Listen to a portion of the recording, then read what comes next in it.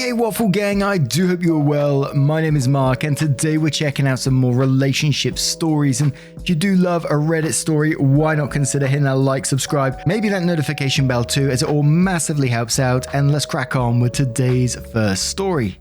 Now, today's first story comes from a throwaway account titled Me 31 Male, Wife 36 Female. Marriage has been horrible for the past year. Wife's sister recently moved in. We have a lot of fun together. Made me realize how unhappy I am in my marriage and I want a divorce. My wife and I have been married for 3 years. Our marriage has been horrible for me in the last year. My wife is always angry, negative, lazy, and blames everything that goes slightly wrong in her life on somebody else except herself. I'm a very outgoing and motivated person and like to go out a lot. My wife is less outgoing but used to always try and make an effort to go out together and have fun.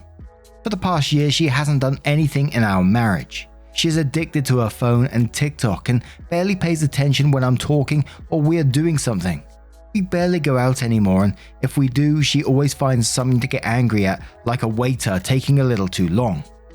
When we are out eating, she's on her phone watching TikToks and barely communicating with me. She always wakes up moody and angry and destroys the whole vibe. She curses in every other sentence she says and huffs and puffs if she has to do something that normal grown adults have to do. We have not been intimate for the past 6 months and it doesn't look like something is going to change. I always tell her how much I appreciate her and that I love her and try to do things together. But she always shuts me down when I suggest doing something because she is tired, but then proceeds to watch Netflix until 2 a.m. She never shows any affection or appreciation towards me. For the past year, I've tried to communicate to her that something needs to change in our marriage, but she just gets very angry and avoids the conversation instead of talking. It has gotten to the point that I have stopped caring about our marriage and have just been going along and focusing on my personal life and goals. My wife's sister Elle has recently got out of a long-term relationship and has moved in with us temporarily. Elle is the complete opposite of my wife. She's happy, vibrant, talks, and just fun to be around. Ever since she moved in, we've been spending a lot of time together because my wife doesn't do anything else than watch Netflix and talking to her friends on FaceTime when she is home. On the rare occasions she's not doing one of these things, she is out with her friends. Elle is a very active person, so we do a lot of activities together. She joins me when I go to the park to get some fresh air. She helps me cook when I'm preparing dinner and even works out with me in my home gym. I always try to get my wife to tag along with us, but she never does. Spending all this time with Elle has totally changed my mood. Being around a person that is positive and doesn't complain about every single thing in their life is so refreshing and fun. But don't get the wrong idea. We have never done anything inappropriate. We have just become really good friends that lift each other up. The past couple of months since Elle moved in have made me realize how unhappy I am in my marriage. Having someone around you that is constantly complaining, cursing, and angry drains every bit of energy you have. It's depressing, and that's not how I want my life to be. I want to be with someone positive who shows that they care about me and want to have new experiences together with me. I've tried so hard for the past year to make my marriage work with my wife, but I just get shut down. I don't feel loved anymore and appreciated, and I don't want to be in this position anymore. I want a divorce so I can move on with my life and find someone who actually loves me and cares for me. I've officially checked out of my marriage and don't want to turn back anymore. I'm just not completely sure how I should go about the situation now. I know for a fact that I'm going to get trashed by my friends and her family for leaving my wife, and that I'm somehow going to come out as the bad guy. I want this process to be as clean as possible, but I'm not sure how. And we do have an update to this post in a second, but Blade982 says in quotes, I know for a fact I'm going to get trashed by friends and her family for leaving my wife and that I'm somehow going to come out as the bad guy. Then says other people aren't living your life. Don't concern yourself with what they think or do. Then quotes again, I want this process to be as clean as possible, but I'm not sure how. He goes on to say, except it will probably get messy. Life does. You won't just shake hands and part ways. There will be tears and heartache. Don't pursue a sister, even after your divorce. Just move on. Effort Huge says the way she is behaving may be indications of her resorting to escapism due to diminishing mental well-being. Perhaps you and her sister can compose an action plan to approach her gently so she can seek professional help. Effort Huge then goes on to say, remember your feelings are completely valid. When someone you love experiences mental health issues, it usually drags you down too. So please consider taking up individual therapy too, and perhaps couple therapy sometime too. Everybody Meow Now says she sounds like she's in a deep depression. I can totally see myself in this description when I'm at my worst with depression, and it's got nothing to do with how I feel about my partner. I don't know how to help, I'm on the other side, and I'm sure it's not a barrel of laughs for my partner either. I can only ask, would she be willing to explore the possibility that she needs help? Sad Gear replies that saying, I'd agree. Further, she probably feels like every criticism of the marriage is an attack on her. This drives defensiveness and depression as well. I'm not saying she doesn't deserve it, but make an effort to tell her that it isn't to hurt her feelings, but that you need some actions taken. Framing it like a failing of hers isn't going to save anything. To which then Predator replies to that one saying, it's still on her to recognize and admit she has a problem. Realize and take responsibility for the impact it's having on her marriage and on others, and actively seek or accept help. It's on her to make positive changes in her life. Hiding out on TikTok all day, even while out with your partner, isn't going to fix anything. It sounds like he's tried to talk to her many times and has offered support, but she's completely closed to the idea of doing anything to help herself or her marriage. It's not on him to fix her at this point. Her bad attitude and/or depression is now taking a heavy toll on his mental health too. And one more comment from Green Death 77 who says she sounds totally depressed. All those aversion behaviors point to something internal that is making her not allow herself to feel joy. Seriously sounds like she has some major self-worth issues and is trying to escape her reality for some reason. Get her to counseling, tell her how you feel, tell her that you want to make her feel loved and she has a part to play with that. If she flat out refuses any of that, then your choice becomes if you want to live a life that makes you happy or endure one that is what you know. Sorry you are going through this. Keep in mind people bury traumas deep and she may be reliving some trauma that made her shut down. It's the only thing that makes sense, unless she is just a miserable person for chemical imbalance reasons. Good luck, dude. Don't bail on the marriage just yet, but start making a plan to have your finances in order if you do need to leave. And OP quotes one section which says if she flat out refuses any of that and then goes on to say that's what she has been doing for the past year.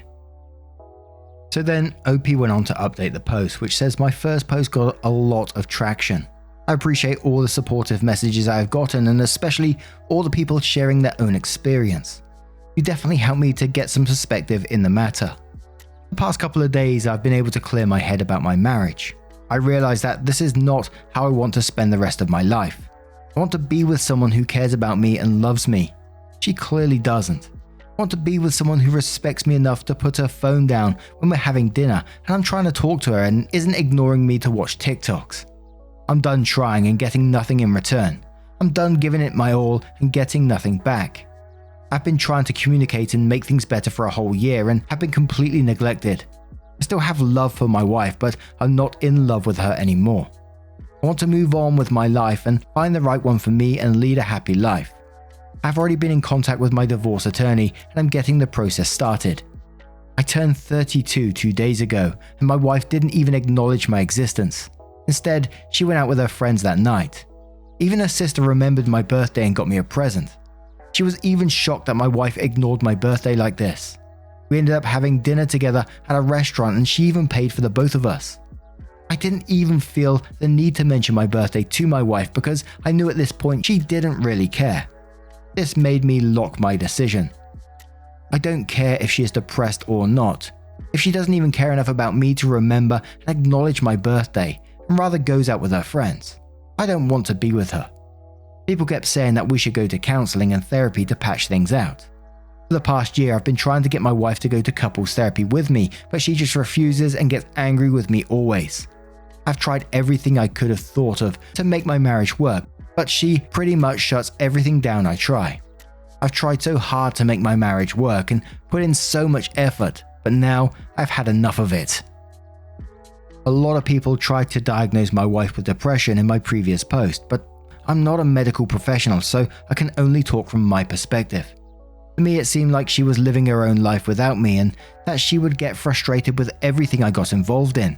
I'm not going to say if she has or doesn't have depression. That's not for me to determine. Whether she has it or not, I don't find that a valid excuse to treat me the way she has been for the past year. She didn't even have the respect to communicate and talk to me like a decent human being, instead of being on her phone or ignoring me. If she has depression, she'll have to figure that out on her own without me. A lot of people were also suggesting that I just want a divorce to get with her sister. That's not true. I want a divorce so I can get myself out of this miserable marriage so I can move on with my life. I have no plan pursuing her sister. I'm getting this divorce for my own well-being. Elle said that she finds the divorce unfortunate but that she supports my decision. She even suggested that we stay friends after because we get along great. When I told her that I was divorcing her, some little bit in me hoped she would realize what has been happening in the past year and try to apologize and make things good again or something. Instead, she started getting angry with me and started yelling at me. As always, instead of taking responsibility, she started blaming me. At this point, I stopped caring and didn't respond to all her yelling. I told her that my decision was final. I also suggested to her to see a medical professional to figure her possible depression out. But what she does with that advice is really none of my concern. Elle knew something was up and tried to talk with my wife about what was going on, but pretty much got dismissed and yelled at for getting her nose in our business. For now, I'll be sleeping on the couch and living my own life. Elle informed me that she is moving out and was able to find a place, so I'll be taking the guest bedroom when she gets out. I'm in the middle of trying to figure things out with my lawyer, and hopefully we'll be able to move fast in this divorce. But probably not. I'm mentally preparing myself for everything that will happen to me socially, and I accept that. I just want this to be over so I can move on with my life. And I gotta say, for myself, as I was reading this, it certainly felt like some form of depression going on. Not excusing the behavior at all, because I was also thinking, what is the limit? What point do you say enough is enough? It sounded like OP's wife wasn't helping herself at all, even though OP was suggesting counseling in various forms. So at what point do you say, now I have to look after myself before it takes a mental toll on myself? Because of what OP explained in their first post and the update, that is no way to live your life, is it? Which is sad, and regardless what's happened, and OP's moving on with their life, which I think is the best decision for OP in this particular situation. I still do hope that his wife sees it at some point and does reach out for help, because I think from what I'm seeing, and again, I'm no expert at all, but just in case, I hope she does seek out that help. But now I turn it to you guys. What do you guys make of this situation? Do you think OP made the right choice? Let us know your thoughts down in the comments below, and let's move on to another story. And our next story, we're going to move over to the Pro Revenge subreddit for a little something different from Astakask, who says, I was able to simultaneously gain a 30k per year pension for my mother while wiping my piece of shit father's retirement. My father is the Canadian Satan. Growing up with him was less than fun, I can assure you. Based on witnessing it, he was a less than fun husband. I'd go on about what a piece of shit my father is, but instead I'll quote a judge. You're the most despicable human I've ever had in my courtroom. And that's coming from a family court judge. I read this winning endorsement of my dad's personality in the court documents I acquired related to his divorce with my mum. The same place I discovered the fuckery I'd engaged in to steal him from my mum. It's also where I found the information I needed to get one over on him so severely he's going to disinherit me. This is a bit of a long read, so TLDR at the bottom. A frame of reference about my father is that he's a pathological narcissist and behaves exactly how those people are compelled to act. They aren't generous people, and punching them in the wallet is like a slapshot to the taint from Gretzky. He's kind of like Donkey from Shrek, but also Joseph Stalin, a monstrous jackass. Chapter 1. Those that sow the wind shall reap a whirlwind. Our actions always have consequences. My padre has plenty to answer for. My attempts to hold him to account didn't jump to immediate jihad. They started with diplomacy and a therapist. About 10 months ago, when our tale begins, I was going through some stuff. stuff being a whole lot of PTSD related to both my dad's abuse and my job as a paramedic. He did a ton that affected me deeply, things that I needed to move past, along with all that other razzmatazz from 15 years of EMS. And so trying to move past and work through everything, I quit drinking, started turning my unrelated PTSD into treated PTSD, and thinking having my dad involved might help me and our relationship. Well, I seriously fucking misjudged that one, so you'll probably be unsurprised to hear that conversation went swimmingly. I'll spare you the lurid detail, but when I broached the subject with him, our back and forth degenerated into visceral hate, with him screaming at me that I'm a failed paramedic, liar, and a piece of shit alcoholic. While I have a certain pride about my job, I have more pride in my 14-month sobriety, so hearing this from my old man might have caused me to behave a bit psychotically. I got right pissed off at him and decided to dig up every bit of dirt I could, see what kind of man he actually is and has been. When it was convenient, I hopped in the mystery machine before taking a trip to the courthouse to unleash my inner gumshoe. Everything is public record, so I bulk bought copies before retiring to my easy chair to read, plot, and pet my white long-haired cat. For good measure, I obtained a file of divorce documents from my mother. Soon enough, I hit upon a line of inquiry worth following up on. It seems that during the final settlement of my parents' divorce in 2002, my mother was awarded 1/3 of my father's employment pension. She was a stay-at-home mother and could not earn one herself, so it was given to her by a judge. Mighty fucking strange, because my father, as he brags, took a nearly full pension and retired a bit early. No way that asshat was living the last 10 years after retiring early on a 2/3 pension. He isn't constantly bitching about it. So I asked my mother if she was collecting a pension from his job or had cashed out the value, 100k plus at the time, 20 years ago. No to both questions. Well, that's interesting. I wonder if that's collectible on and what 20 years of compound interest from a pension fund makes it worth. Well, I did eventually find out, along with the fact that my dear old dad had been collecting my mother's portion for 10 years, in hilariously open violation of a legal order from a judge. Why didn't my mother pursue this sooner? A combination of being unable to afford a lawyer, being his victim for 20 years, and pessimism after so much of his continued dodging obligation to the order she just quit. There is effectively no statute of limitations he could hide behind because the wording of the settlement, insofar as I could tell, I had him dead to rights and my mother would be collecting. It would be a slam dunk. I just needed to hire a lawyer to help me. So I set out to find the most unbalanced, bloodthirsty psychotic who passed the bar exam. Chapter 2. A two-pension lady. As it says in the good book, screw unto others as they would screw unto you.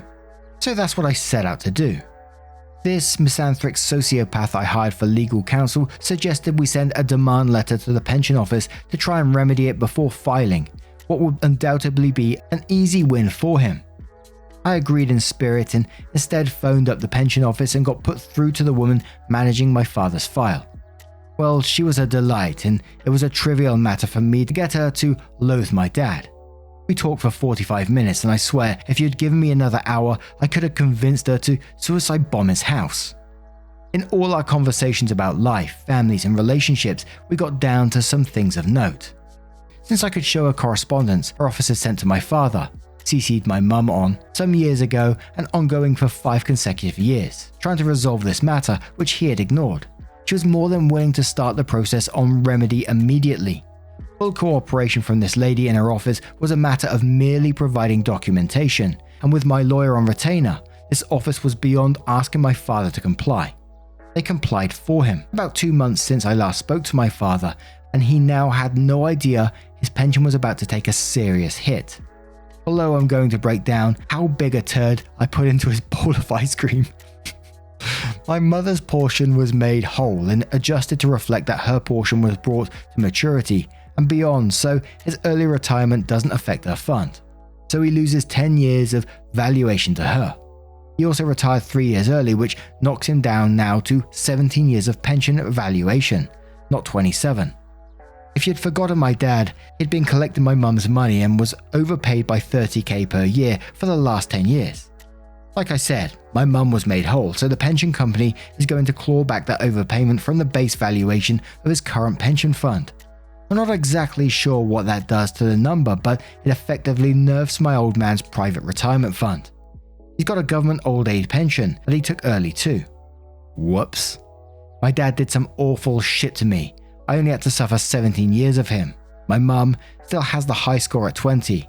As much as I did this for spite and malicious glee, I did it to give my mum a chance for a proper retirement. Chapter 3.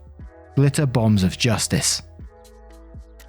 My mother started collecting her pension about 3 months after I contacted the pension office, and to celebrate she bought tickets to New Zealand for the family for Christmas so we can see our relatives. I was able to get most of my retainer from the lawyer back, and to celebrate I went online to order a glitter bomb. I was able to ship it to my old man anonymously from another country. God bless the USA. I heard through my sister he opened it in his stupid red Miata. Ha ha ha, he'd never get rid of it. And I gotta admit, I didn't know what a Miata was at first, but it sounds like it's just a Mazda MX-5. And I've seen some people using those glitter bombs, man. There was one where they were doing it at people who were stealing Amazon packages, and they had cameras in it and all sorts going on. There was cameras all around it. The glitter bomb goes off and it has a fart bomb in it as well. It was just absolutely brutal. And with all these like malicious compliance, pro-revenge stories, just to be a fly in the wall in that moment. Well done, OP, for your revenge. But what do you guys make of this story? Let us know your thoughts down in the comments below. And just a huge thank you for spending your time with me today, showing your love towards the posts, the comments, and each other. Absolutely amazing. Thank you so much. And hopefully I will see you in the next one. Take care and much love. Wake up, get up, stretch my legs, eat some breakfast, milk and eggs, brush my teeth up, wash my face, throw my clothes on, start my day. Wake up, I can smell the smoke from the bacon. Let's go, see the sun shining from the windows. Okay, I know that today